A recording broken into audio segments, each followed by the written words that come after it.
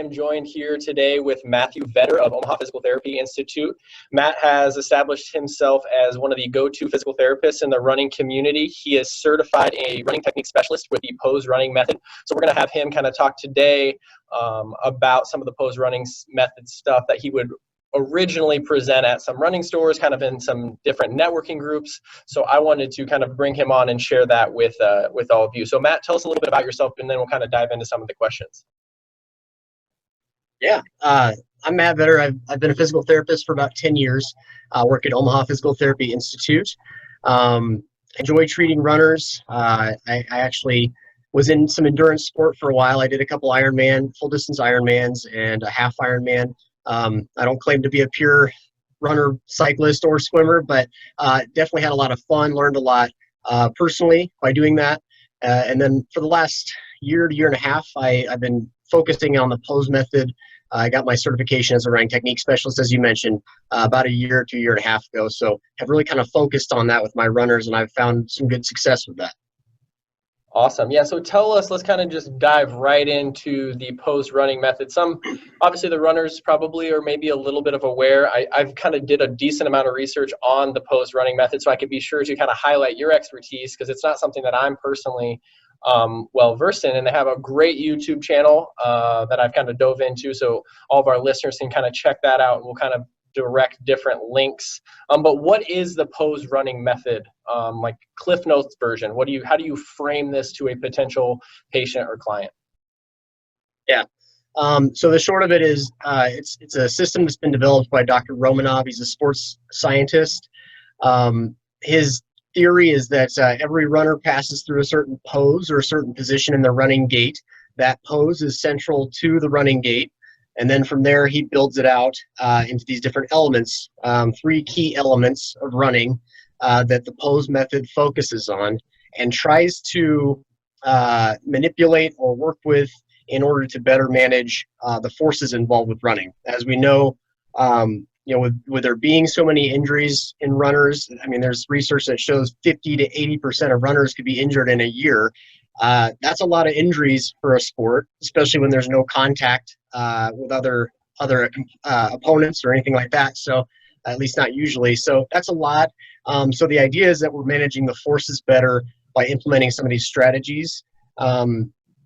Certainly, a lot of what I've seen jives with research in terms of injury reduction, force reduction for management of prevention of injuries. But also, in theory, a lot of this stuff makes a lot of sense in terms of the physics and the biomechanics involved in running that could potentially lead to gains in your efficiency as well. Anyway, the 3 things that he breaks it down in pose, the 3 elements are, first of all, pose, which is, like I said, the home base. It's a kind of a static position. Fall, which is the next element, our falling forward or generation of momentum by destabilizing ourselves purposely in a controlled fashion to get ourselves to go forward. And then pull. And the pull is kind of the last element that we think of, and I'll kind of explain those in a little bit more depth. But he breaks them down into those 3, and the system talks about how if you can pose properly, or you can pass through pose quicker, you can potentially reduce injuries. If you can fall properly, that's kind of your gas pedal. You can run faster by creating a greater fall angle and using that momentum to carry you forward. And then also the pull is how you run longer or have better longevity. The idea is that instead of driving ourselves forward with a lot of muscular effort and exhausting ourselves with trying to fight the physics of the system, we instead use some of these natural forces such as gravity to provide our forward momentum, and then all we have to think about is pulling our stance limb off the ground and then starting the pose sequence all over again. Yeah, I think this is a little out of order than I anticipated, but I think you kind of led into it so perfectly.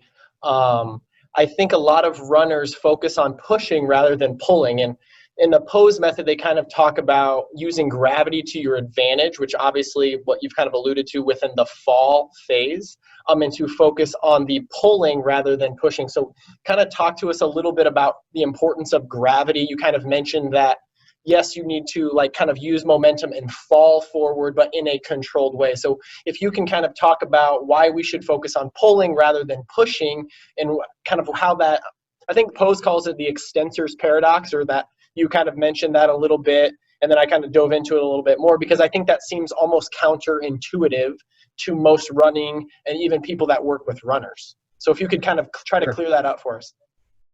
Yeah, yeah, and pose method isn't by any means the first place that I had seen somebody talk about how running is a controlled fall forward. Basically, the point of our stance limb is to absorb shock in a controlled fashion and to serve our body weight into the next step. The propulsive part of it, I guess, is a little tough to conceptualize if you're thinking of it in terms of you generating the propulsion, because pose method suggests that you should create your forward momentum by destabilizing your balance. So basically, if I take my center of mass and I lean it out ahead of my base of support, now all of a sudden I have no choice but to go forward, and I'm using external force to do that versus all this energy within myself by creating muscular force to do it. So the idea is that it creates better efficiency. And also, if we can keep our stance limb underneath us, there's a little bit less of the taking on of some of these harmful forces that can lead to injury. So the idea with the pull then is that instead of thinking about pushing yourself forward into the next step, we've already taken care of that with our fall. Gravity is helping you go forward. Now all you have to do is pull that foot off the ground to shorten your stance time, and hopefully you'll take on less of those bad forces with that leg that's on the ground, because you've shortened your stance time and you've broken it up into each step into a little bit more of a more easily manageable bite-sized chunk of force versus one long, drawn-out interaction between your foot and the ground where all this force is being passed up through your lower leg. Yeah, some of the research that I'm sure you read and that I read as well kind of talks about the longer your foot is on the ground, the more time it is for things to go wrong. And I think a lot of times, and I believe Pose says it, and I think you said it in our pre-call, is that like that's where you see issues is in stance. Like it's not obviously in flight when you're traveling through the air. You're not getting injured in that time unless you get hit by a car or something crazy. But like it's when your foot hits the ground and you turn over to get the next foot up, that's where we see the issue. So with that being said, talk to me about the biggest, most obvious sin that you see in the majority of the community or recreational runners. Yeah.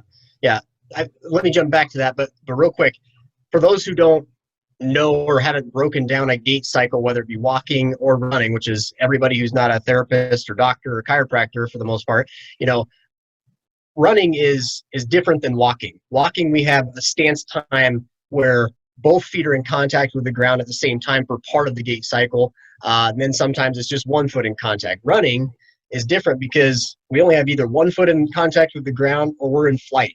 There's no time where both feet are in contact with the ground. So all that injury, all that force has to be controlled by that one stance leg and that one clip of time.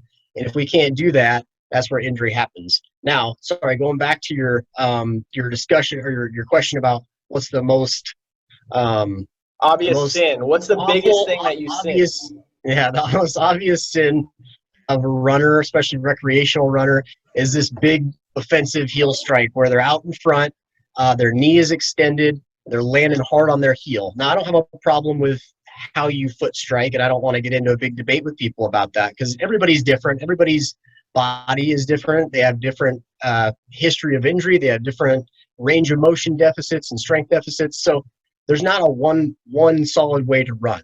Pose method is an ideal that I try to use with people because it provides a framework and a common language for us, but there's no one way to run. But there's also no one way to throw a baseball, but there's maybe a better way to throw a baseball. And if you saw a little leaguer submarining a ball and he was having some elbow pain, you probably should intervene and teach him some better mechanics. And running's the same thing. It's a skilled movement. And if people are having problems or pain, we maybe need to look at those mechanics and find a way to manage those forces better or put it on tissues that are meant to manage the forces versus these inert structures. So the heel strike way out in front is the first place.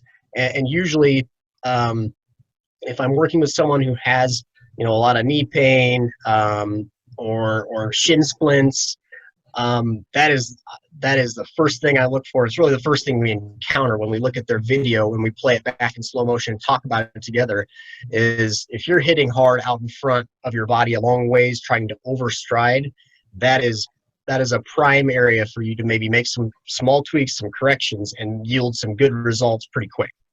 Yeah, I think that's the exciting thing. And I think people need to understand, you've kind of talked about it, like controlling forces and kind of being able to shift them around the body. The forces are always the same. It's just what tissues are absorbing those or having to dissipate those. And if people think about, like, it obviously starts from the ground up. Right. Obviously, you have gravity. Like we kind of talked a little bit about gravity, how that kind of helps create this momentum that we fall. But when anybody walks, runs, whatever, does any activity, the force at the ground where you meet, then that immediately goes up. So I talk about it all the time. Like that's why foot and ankle mobility is important in runners, is because that's the first thing that helps like dissipate those loads. And then guess where that goes? It goes immediately up into the calf and then to the knee. So what Matt's saying, and I think it's important to kind of highlight, is that based off of how you run, with whether we observe you with the pose running method or any different type of running method, then that will part dictate where those forces go. So if you come into Matt's clinic or to my clinic and you have a hot knee, maybe it's a patellofemoral or an IT band syndrome, we can shift the forces around the body, not necessarily decrease them, because how much you weigh, all of those things kind of dictate those. But we can continue and I think keep you running and keep you training. And I think that's the biggest thing that I've seen with being able to kind of modify some gait or running mechanics, is that it keeps people training. And if anybody's met a runner in their life, they know the number one thing that they want to do is keep running. So I think guys like Matt and I can keep you running just by simple tweaks with big gains. So I just wanted to highlight that, because whether you're using the pose running method, and I think you said I'm not a pose running method purist. And I think we kind of talked about, like, it's nice to kind of, maybe that is an ideal, but we respect the fact that everybody's going to do it a little bit different because they're kind of playing with a different set of cards, if you will. So I wanted to kind of switch gears a little bit and talk. You kind of mentioned a few conditions with shin splints and knee pain. Give us an example of maybe somebody you've seen in the clinic. Obviously, you don't have to name names, but give us an example of a condition or a presentation that you recently just absolutely crushed it with the pose running method. Yeah, the big ones that I kind of in the back of my mind enjoy seeing on the list in terms of it being a running assessment are the shin splints and maybe like the IT band type, lateral knee pain type stuff, because those are the ones where, like I said, there's a pretty obvious and easy tweak, or maybe a couple things to tweak in conjunction with maybe some treatment, some addressing of mobility issues or flexibility issues, or some strengthening or something like that, neuromuscular control. But usually, technique-wise, in terms of running gait, they're a pretty easy thing to fix and a pretty quick thing to fix. So I like those because, and a couple of examples I was actually going to bring up anyways, was because they were quicker fixes. One of them was one visit that I saw, and then he worked independently on his own for a while. And another was a cross-country runner, high school cross-country runner. She's in her senior year. She had been suffering from shin pain, plantar foot pain, knee pain for 2 to 3 years prior to coming into the clinic. Now, I like this story because she tried PT. She did the traditional PT with ultrasound and stretching program and all that stuff. Didn't really get better. She did custom orthotics. Didn't really get better. She changed her shoes. Didn't really get better. She came in and we did an assessment, and she worked on a couple of these tweaks, and she was still able to compete in the cross-country season. She did still have some pain with running, but, that's partly because some of these problems take a little longer. The body needs a little time, a little bit of a window to heal. But she didn't have pain with walking, but she was having pain with just everyday functional mobility. And so to be able to still compete in her senior season of cross-country was meaningful, obviously, but also the fact that she had gone all this time, a couple of years, and tried all these different things and didn't have any real success with it. And then we tweaked a few things with her running gait. That was kind of the variable that was like, maybe there is something here where if we just work on some of these variables within the running gait, that alone can yield some big results. And it did for her. So that was a really cool one. The other one was one-time visit. Young man in his 20s, couldn't run 400 meters without pain, had shin pain again for a long time, like 2 to 5 years. He had pain in his shins. And I saw him once. He worked on some stuff independently, and then we communicated through email, and he had said his lungs were the limiting factor then. So that was really cool to hear that, the workload had been shifted off of his musculoskeletal system and onto his cardiorespiratory system, which is where it should be if you're working on progressing as a runner. So those were cool, a couple of cool stories that I like because of the fact that they had such a hard time for so long prior to that. Yeah, I mean, I think that's crazy. That's like what gets me. It's like I'm excited just listening to you tell that story because, and what you kind of highlighted is you kind of chose pose because it's this framework to work from, but it's also very structured. It's a program, and I think what you've kind of highlighted with those stories is that they come in for the evaluation. You kind of set them and guide them on the path. And then it doesn't take a million visits to your PT or to your chiropractor because the program is the program. Just stick to the program, and then you can kind of even communicate. Let's say, it's COVID. Maybe they're not comfortable coming into the clinic. Maybe they want to do more telehealth or visits via correspondence through email. So I think that's super powerful too, kind of in the current landscape, right? Like that's kind of why we're on Zoom and not just sitting down at a coffee shop, is that we're able to kind of help guide patients to recovery and doing the things that they want to do without face-to-face interaction. Is there still stuff to work on, like you kind of said? And this isn't a chat to highlight how good you are clinically with your muscle work and exercise prescription, but it's also that too. And I also wanted to point out that you said it takes time. Like tissue takes time is what I always say. Like we can decrease the load and kind of the pain will come along quick sometimes, but like to get those tissues healthier, it's going to take a little bit of time. And that's why we kind of have exercise to really kind of improve the resiliency of those tissues. So let's kind of switch gears and talk a little bit about cadence. I think I know what you're going to say, but I want to kind of put you on the spot. Tell me like the importance of cadence and kind of should everyone, because out in the run, the fancy number is the 180, right? So talk a little bit about 180, what that means, and if everybody should be at or near 180. Yeah. I like the 180. I'm not married to it. If you can get close to it, 170 to 180, I like that best. And the idea is the quicker your cadence, the shorter the stance time. It has to work that way. And so if we can do that, we're limiting how much time you're just in contact with the ground and hopefully breaking up and dispersing those forces better across time in more manageable bite-sized chunks as opposed to big, long, drawn-out footfalls that end up passing force up your leg. So I like the 170 to 180, and really it does kind of jive with what I've seen in research, independent academic studies, not pose research necessarily, but just different research that's out there talks about kind of looking toward that higher cadence of 170 to 180 if you're going to gait retrain and if you're going to try to manage forces better and hopefully have some injury prevention or injury reduction. Yeah, it talks about, and it kind of addresses that obvious sin that you talked about too, because the number one, like that big overstride, that abrupt heel strike, like you're not going to necessarily do that. You might land at the heel, but it's going to be closer to your center of mass. It's going to give your body, your ankle, your foot, your knee, a much better chance of dissipating and withstanding those loads, especially repetitive. So how do you tell your clients or patients to calculate cadence? So I personally like this method, and I tell it to my clients, my patients too, because I think it's just an easy way to do it. Plus, it takes your mind. You're not just sitting there watching your clock, your watch as you're running, because that obviously could mess your gait up a little bit too. So I tell people, find a time where it's on an even 5-second interval on your watch. When you click onto that, that's when you start counting and you stop paying attention to your watch. So then you start running, you're still running, you're running already. Find that 5-second interval, stop watching your watch, start running, count your right foot falls.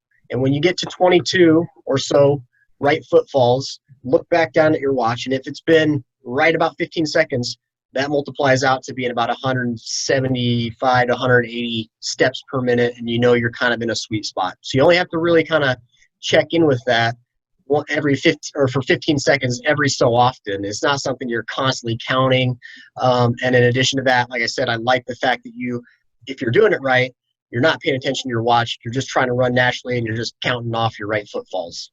Yeah, I definitely I like that too. I think you say so. Cadence is just steps per minute, so that's how we can kind of multiply it out. And there's a ton of different calculators, but I like that method, so I wanted to highlight it because I think, like you said, like you're not necessarily, if you're just running, looking at your watch, you're not running probably your normal gait cycle, just because you're focused so much on that. So if you can kind of find your sweet spot every so often, you just kind of check yourself, because a lot of running injuries too is they behave very consistently because it doesn't necessarily happen until you hit fatigue. So people will always say, like, my knee doesn't start bothering me until boom, mile 3. And well, that's when you kind of go, you probably fatigue, maybe you slow down your cadence, maybe you're overstriding because you're getting tired.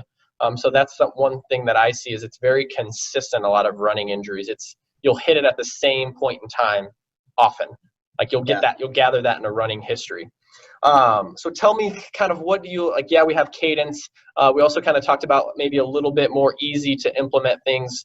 Like I like to use the run quieter or softer cue, like just try to land a little bit quieter. It'll kind of naturally speed you up.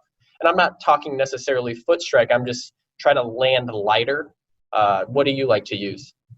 I like that one a lot. The best cues, I feel like, right from the get-go, without diving too much into pose method technique and drills, if somebody just wants a few basic quick suggestions, it's run quieter, shorter steps, higher cadence. That's about it. If you can do that, that breaks up the forces in a better way, or helps you pay attention at least to managing the forces in a better way.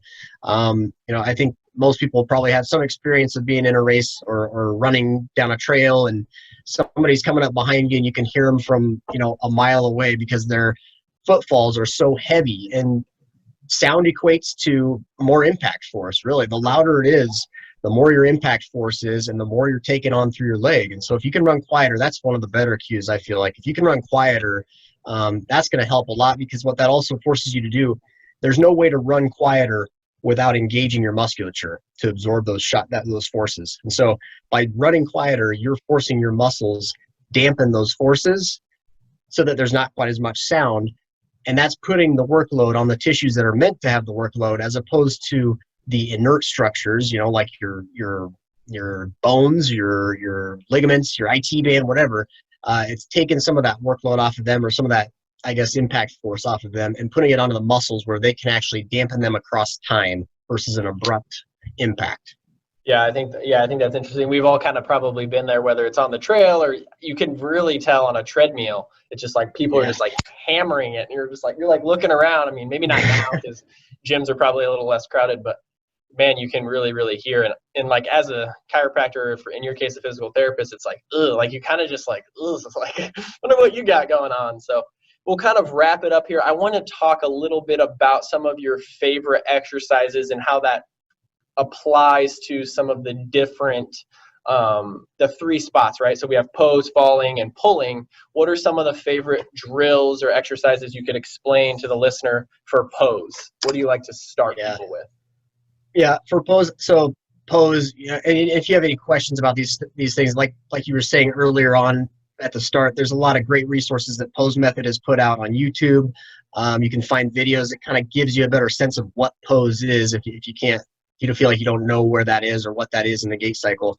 And then they have great resources online too, that if you look up Pose Method, that'll help steer you in the right direction. But pose, that position, that central position of running, that we want to try to look at, is kind of a figure 4 position with your legs. You're on one leg, the other leg is bent at the knee, and the foot is behind you.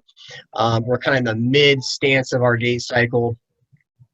And so what I like to work on with that is just, first of all, finding that. So being able to bring your leg up and find that position and know how it feels to be in that position. And then working on weight shifting on one leg in that position, I feel like does a lot for people neuromuscularly to have some awareness and sense of where they're at in space and how to control and how to feel on that one leg, that one stance leg. And then also doing. Sorry to interrupt. Are you having them shift forward, like as in they're going to start that kind of the next phase of the gait, like the falling? Yeah. That's what you're having Yeah. them kind of go in the sagittal plane, if you will, this way. Yes. Got it. Yeah. And Okay. they kind of bleed together, some of these drills and exercises, Sure. because really running is a pretty continuous fluid thing if you're doing it right. So they do bleed together, and we are kind of working on initiating that fall. But I guess the reason I attribute that to the pose is you're stuck in pose, and you're just getting a sense of your control and how it feels to be in that position. And then also, if you want to work dynamically, you're switching in and out from one foot to the other. You can work on transferring or transitioning to pose from one leg to the other. Now, obviously, we're doing some pulling in between there too. So again, there's some crossover, but it's good to be able to know where pose is, to get in and out of it quickly. That's kind of the idea. Yeah, I think it's interesting too, because I like to do that marching in place or those quick switches, and you can kind of see, like, it's part of the eval process, like how the difference side to side, and how you can kind of link that to the side that may be injured, or maybe it's a left knee, and how they kind of transition from the right to the left. It becomes very clear, like, well, yeah, no wonder you do this repetitively over 2, 3, 4 or more miles, like it's going to hurt. So I think that's interesting. And then as they kind of transition, you kind of talked a little bit about how they're kind of at least getting used to that falling phase. Then where do you really like to go? You kind of talked about falling into the wall. Yeah, the falls, I do the most straightforward way to work on falling is to stand maybe 3 feet away from the wall, get in the pose position, or even if you're just standing with 2 feet on the ground, it's fine, and just lean from the ankle, meaning feel your hips shift forward, so that you destabilize yourself into literally falling into the wall, and then catch yourself with your hands, back yourself out, and repeat. And doing repetitions of that builds an awareness of what it is to fall from your ankle, so that we're doing this versus this, or we're leaning in our trunk, our pelvis. We don't want that. That's not going to create any momentum forward. What we want is to truly destabilize ourselves and get our hips, our pelvis leaning forward, so that we can generate that forward momentum.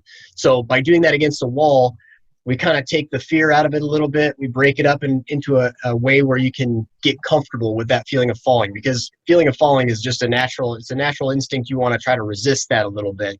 But in running, if you can harness it and learn to control it, that's going to pay into energy savings, ideally, if you're doing it right, per the pose method, because now it's just gravity helping you go forward versus your propulsion. So correct me. So the falling is to run faster. It's the gas pedal, is what pose likes to say. And then if you want to run further, you should focus on kind of this last phase, this pulling. Is that correct? Like, that's where the longevity kind of comes in. Yeah, correct. So for the fall, if you think about it, and Pose brought this up in the seminar, and it made sense afterwards. I was like, I don't know why I didn't think about that. But a sprinter, somebody who wants to go maximally fast, how do they start the race? They're in their blocks, right? Yeah. And so when they come out of the blocks, their fall angle is like that, because they're trying to maximally accelerate and generate force. And so the steeper the fall angle, the more that's going to help you generate that forward fall and momentum. Now, obviously, there's a lot more turnover in a sprinter, so it's a little different type of running. But yes, so for the fall, we want it for the gas pedal. That's the fall angle for sure. So for the pulling, it focuses on longevity, because, like we said, if we can avoid kind of the topic of driving and pushing yourself into the next step, and think about that Extensors Paradox. We're going from where we're using all of our energy to work against the system. If we're heel striking, we're essentially braking ourselves out in front and slowing our progression forward. So then now we have to go over that leg, and the only way to do that is to push with your back leg, use your calf muscles, use your quad, and try to force yourself over top of it.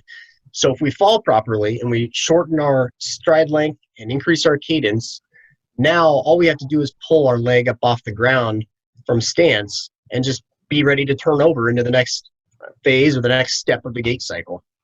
Yeah, that's awesome. I think it's so interesting. That's why I wanted to highlight, because I think your perspective is just a little bit different. I would say it would be different than mine, but also not. Like, once we kind of talked about it, I was like, yeah, this all makes sense. And I think it's easy for us to kind of speak the same language. So I wanted to kind of highlight Matt's expertise, and I know he's trying to establish himself in the running community, and I think he's doing a great job. Unfortunately, COVID doesn't allow us to kind of go out to some of the running stores around town and get this message. So I think this is a great way to kind of get this message out. on how you run can have an effect not only on running injuries and why they're so common, but also like from a performance, right? Because we talked about if you want to run faster, like you need to focus on the fall. If you want to run further, it's the pull. So these different phases, and I think we kind of talked about it, is it's not just for injured runners. These are these are little tweaks that we can make and get some big gains, especially with some of our athletes. So thank you, Matt, for joining us. You can find him. He's at Omaha Physical Therapy Institute. Opti? Did you say Opti? Opti, we call ourselves Opti here, yeah. I like it. Opti and Omni teaming up for a little interview here. When you said that, I was like, Opti. It never hit me before. And people probably see my name and are like, well, I don't even know. But so where can people kind of stay in touch? I know I follow Opti on the different social media channels. So definitely I'll tag them so you can kind of go follow. They do a good job of putting different stuff out.